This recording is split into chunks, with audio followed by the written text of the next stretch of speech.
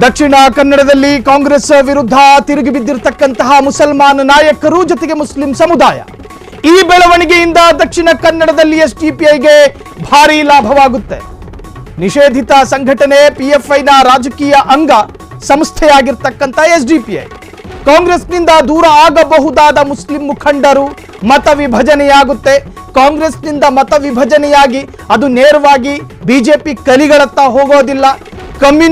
ಕಮ್ಯುನಿಸ್ಟರ ಪಾಲಿಗೆ ಒಂದು ಕಾಲಾಂಶ ಹೋದ್ರೂ ಕೂಡ ಉಳಿದ ಭಾಗವೆಲ್ಲವೂ ಕೂಡ ಎಸ್ಡಿಪಿಐ ಪಕ್ಷದ ಖಜಾನೆಗೆ ಸೇರುತ್ತೆ. ದಕ್ಷಿಣ ಕನ್ನಡ ವಿಧಾನಸಭಾ ಕ್ಷೇತ್ರಗಳಲ್ಲಿ ಭಾರಿ ಬದಲಾವಣೆಗಳಾಗ್ತವೆ. ಹಲವು ವಿಧಾನಸಭಾ ಕ್ಷೇತ್ರಗಳಲ್ಲಿ ಕಾಂಗ್ರೆಸ್ ಮತಗಳನ್ನು ಕಸಿದುಕೊಳ್ಳಬಹುದು. ಇದರ ಪರೋಕ್ಷ ಲಾಭ ದಕ್ಷಿಣ ಕನ್ನಡದಲ್ಲಿ ಬಿಜೆಪಿಗೂ ಆಗಬಹುದು. ಕಾಂಗ್ರೆಸ್ನಲ್ಲಿ ಮುಸಲ್ಮಾನರ ಆಕ್ರೋಶದಿಂದ ಎಸ್ಡಿಪಿಐ ಮತ್ತು ಬಿಜೆಪಿಗೆ ಭಾರಿ ಲಾಭ. ಸ್ವತಃ ಸ್ಪೀಕರ್ ಯುಟಿ ಖಾದರ್ಗೂ ಕೂಡ ಈ ಬೆಳವಣಿಗೆಯಿಂದ ಆತಂಕ ಶುರುವಾಗಿದೆ. ಈ ಹಿಂದಿನ ಅಸೆಂಬ್ಲಿ ಎಲೆಕ್ಷನ್ ನಲ್ಲೂ ಕೂಡ ಯುಟಿ ಖಾದರ್ ಅವರಿಗೆ ಆ ಸತ್ಯ ಗೊತ್ತಾಗಿದೆ. ಬಂಟ್ವಾಳದಲ್ಲಿ 5436 ಮತ ಪಡೆದಿದ್ದ ಎಸ್ಡಿಪಿಐನ ಇಲಿಯಾಸ್ ತುಂಬೆ, ಅದೇ ತರಹ ಉಳ್ಳಾಳ ವಿಧಾನಸಭಾ ಕ್ಷೇತ್ರದಲ್ಲೂ ಕೂಡ 17,000 ಚಿಲ್ಲರೆ ಮತಗಳನ್ನ ಎಸ್ಡಿಪಿಐ ಪಕ್ಷ ಪಡ್ಕೊಂಡಿತ್ತು.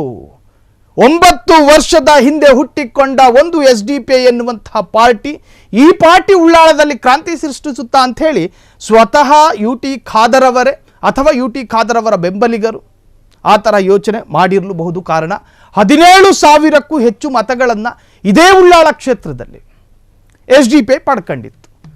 ಈ ಹಿಂದಿನ ಮತಗಳಿಗಿಂತಲೂ ಕೂಡ ಕಡಿಮೆ ಮತಗಳಿಂದ ಯುಟಿ ಖಾದರ್ ಸಾಹೇಬರು ಅಲ್ಲಿ ವಿನ್ ಆದರು. ಅದೇನೇ ಇರಲಿ, ಈಗ ಮಂಗಳೂರಿನ ಮುಸಲ್ಮಾನರು ಕಾಂಗ್ರೆಸ್ನ ವಿರುದ್ಧ ತಿರುಗಿ ಬೀಳೋದಕ್ಕೆ ಏನಪ್ಪ ಕಾರಣ? ಕರಾವಳಿ ಅಂತ ಹೇಳಿದ್ರೆ ದಕ್ಷಿಣ ಕನ್ನಡ ಜಿಲ್ಲೆ, ಉಡುಪಿ ಜಿಲ್ಲೆ, ಜೊತೆಗೆ ಚಿಕ್ಕಮಗಳೂರು, ಸಕಲೇಶಪುರ, ಚಿಕ್ಕಮಗಳೂರು, ಕರಾವಳಿ ಅಲ್ಲದೇ ಇದ್ರೂ ಕೂಡ ಈ ಭಾಗದ ಮುಸಲ್ಮಾನರು ಹೆಚ್ಚಾಗಿ ಕರಾವಳಿಯಿಂದ ವಲಸೆ ಬಂದಂತಹ ಮುಸಲ್ಮಾನರ ಪರಂಪರೆ ಅಥವಾ ಆ ಕುಟುಂಬಕ್ಕೆ ಸೇರಿದವರಾಗಿರ್ತಾರೆ. ಆ ಭಾಗದಲ್ಲೂ ಕೂಡ ಈ ತರಹದ್ದೊಂದು ಚರ್ಚೆ ಅದರ ಕಬಂಧ ಬಾಹು ಚಾಚ್ಕೊಂಡಿರುತ್ತೆ. ಈ ಭಾಗದಲ್ಲೂ ಕೂಡ ಒಂದಷ್ಟು ಆಕ್ರೋಶಗಳು ವ್ಯಕ್ತವಾಗ್ತಾ ಇದೆ. ಇದಕ್ಕೇನು ಕಾರಣ ಅಂತ ಹೇಳಿದ್ರೆ, ಮುಸ್ಲಿಂ ಸಮುದಾಯದ ತುಷ್ಟೀಕರಣದ ಸೋಗಿನಲ್ಲಿ ಮುಸಲ್ಮಾನ ಯುವಕರ ಹೆಣ ಬಿದ್ದಾಗ ಅದರ ಸೂಕ್ಷ್ಮತೆಗಳನ್ನು ಗೊತ್ತು ಮಾಡಿಕೊಳ್ಳದೆ, ಅದರ ಪೂರಾಪರ ಯೋಚನೆಯನ್ನ ಮಾಡದೆ, ಮಂಗಳೂರಿನಲ್ಲಿ ಈ ಹಿಂದೆ ಮಾಬ್ ಲಿಂಚಿಂಗ್ ಆಯಿತು. ಒಬ್ಬ ಯುವಕನನ್ನ ಸಾಮೂಹಿಕವಾಗಿ ಕೊಲ್ಲಲಾಯಿತು. ಆ ಪ್ರಕರಣದಲ್ಲಿ ಅಲ್ಲಿನ ಗೃಹ ಸಚಿವ ಜಿ ಪರಮೇಶ್ವರ್ ಹೇಳಿದ್ದೇನು? ಪಾಕಿಸ್ತಾನದ ಪರ ಜಿಂದಾಬಾದ್ ಕೂಗಿದ ಕಾರಣಕ್ಕೆ ಕೊಲೆಯಾಗಿರಬಹುದು ಎನ್ನುವಂತಹದ್ದು. ಇದು ಅಸೂಕ್ಷ್ಮತೆ. ದಕ್ಷಿಣ ಕನ್ನಡದಲ್ಲಿ ಮುಸಲ್ಮಾನ ಸಮುದಾಯ ಈಗಾಗಲೇ ಕಾಂಗ್ರೆಸ್ ವಿರುದ್ಧ ನಿಗಿ ಕೆಂಡ ಕಾರ್ತಾ ಇದೆ.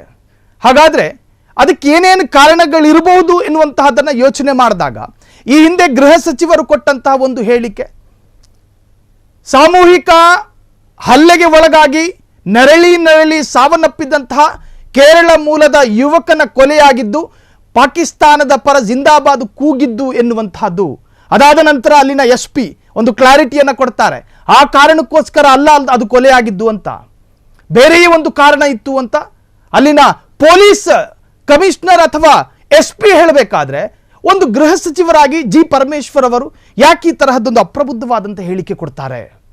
ಈ ತರಹದಲ್ಲೂ ಕೂಡ ಮುಸಲ್ಮಾನರಿಗೆ ಅಸಮಾಧಾನ ಆಗಿರಬಹುದು.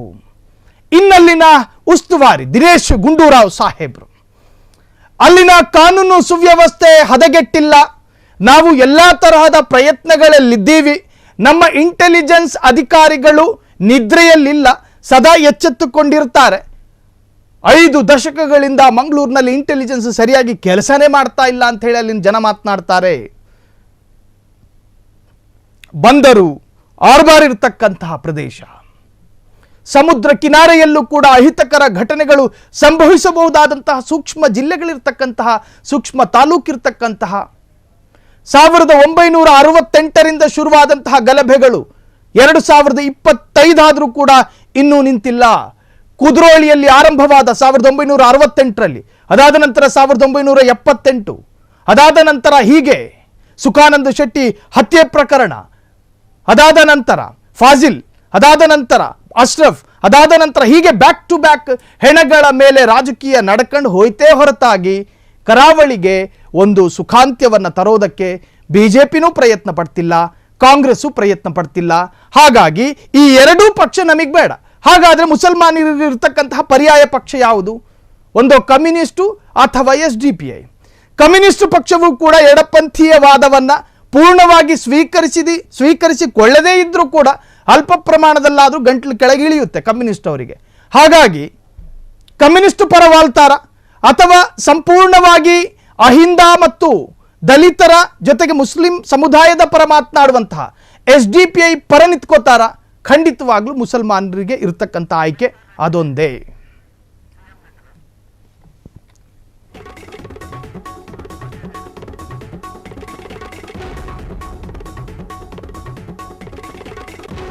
ಕ್ಷಣ ಕ್ಷಣದ ಸುದ್ದಿಗಳಿಗಾಗಿ ಫ್ರೀಡಂ ಟಿವಿ ಸಬ್ಸ್ಕ್ರೈಬ್ ಮಾಡಿ, ಲೈಕ್ ಮಾಡಿ ಹಾಗೂ ಫಾಲೋ ಮಾಡಿ. ಹೊಸ ಸುದ್ದಿಗಳ ನೋಟಿಫಿಕೇಶನ್ಗಾಗಿ ಬೆಲ್ ಐಕಾನ್ ಮೇಲೆ ಕ್ಲಿಕ್ ಮಾಡಿ.